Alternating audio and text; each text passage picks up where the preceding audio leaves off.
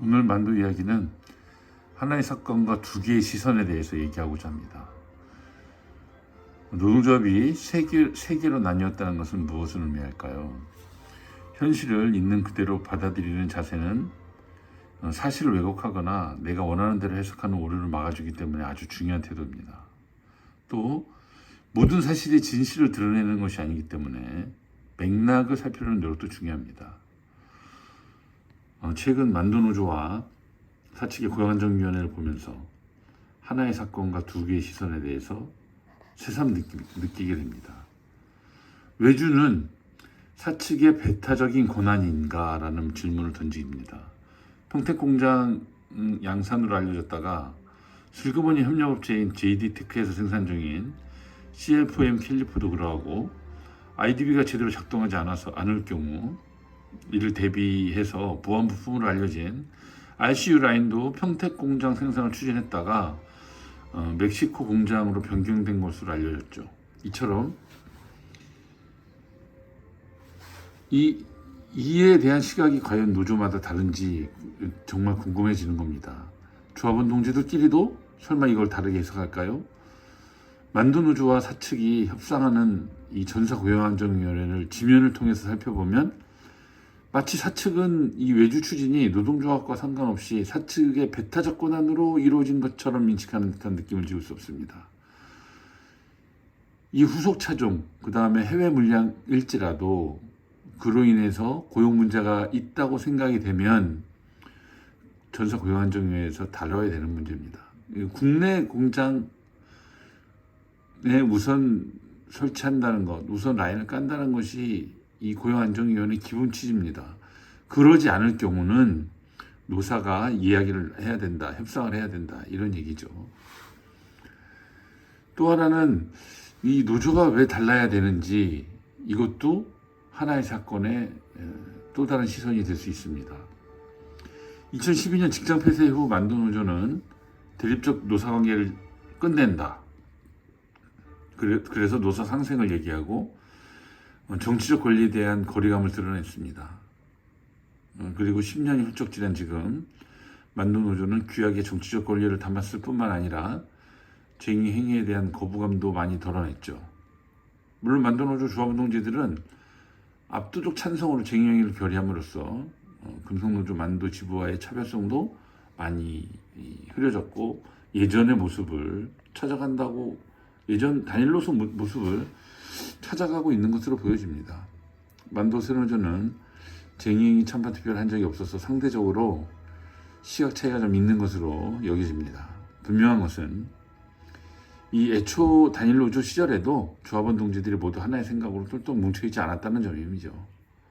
출신 지역도 다르고 문화도 다르고 식성도 다르고 민주노동당 시절에는 단일 정당을 좀 지지하는 경향이 강했지만은 지금은 이제 지지하는 정당도 좀 차이가 있습니다. 취미도 다르죠. 오직 공통점은 사측을 상대로 노동자의 권익을 지키기 위해 노동조합이 필요하다는 것 하나였던 겁니다. 그런데 지금 특별히 달라진 건 별로 없는데 사측을 상대로 권익을 지키는 것이 오직 노동조합이라고 본다면 각 조합원 동지들께서는 노동조합이 나뉠 필요성을 절실히 느끼고 있는지 묻고 싶습니다. 하나의 사건과 두 개의 시선에 대해서 얘기를 좀 나눴고요. 또 연이어서 또 얘기할 수 있는 주제입니다. 고용안정으로 나가는 길입니다. 이것이야말로 단일노조 시절부터 가장 강조해온 가치입니다.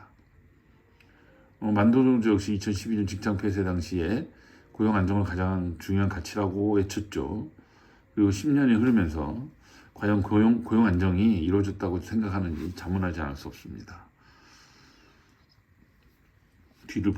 뒤를 돌아보고 성찰하는 자세야말로 노동조합이 가져야 할 기본 자세가 아닌가 생각이 듭니다. 우리는 고용 불안의 근원으로는 국내 공장 축소를 얘기할 수밖에 없습니다. 그 사측은 문막공장 작년 문막공장 희망퇴직을 추진하면서 강제성이 없기 때문에 고용안정위원회를 하지 않아도 된다는 주장을 펼쳤죠. 근데 실제 그렇게 생각하는 노동조합이 있을까요? 노동조합이라면 그거에 동의할 수 없을 겁니다.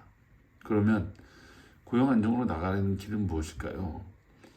우리가 우려하는 것은 먼저 전동화 전략이죠.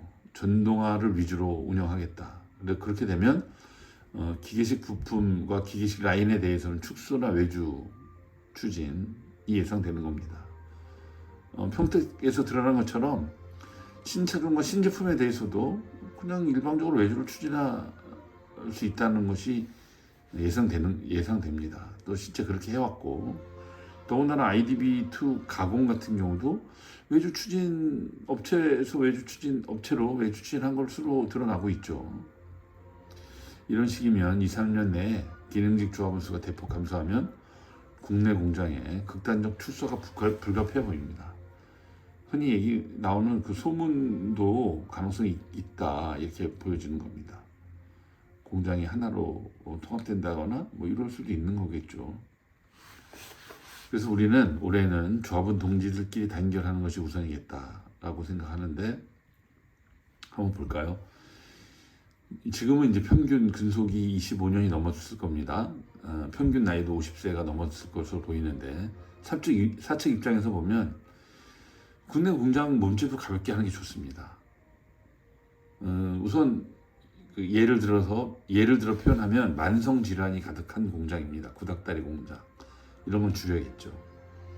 3세 승계 과정에서 노조 개입을 무력화하거나 최소화할 필요가 있겠죠. 이런 것들이 함께 작용하는 겁니다. 구닥다리도 정리하면서 노조의 조직력도 약화되는 그 틈을 타겠다. 그래서 그야말로 그냥 순식간에 3세 승계를 완료하겠다. 이렇게 보여지는 겁니다. 만도에서 피와 땀을 흘린 우리들은 지금 실제 여러 가지 이 만성 질병이 있어요. 고혈압, 고지혈증, 당뇨, 불면증 여러 가지 시달리고 있습니다. 이 구닥다리 취급은 우리 동료들 마찬가지고 공장도 마찬가지입니다. 똑같이 구닥다리 취급을 당하고 있죠.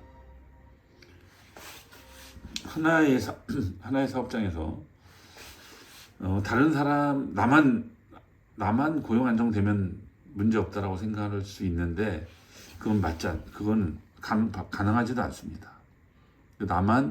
다른 사람은 잘려도 나만 살면 된다는 것을 고용 안정이라고 부를 수 없죠.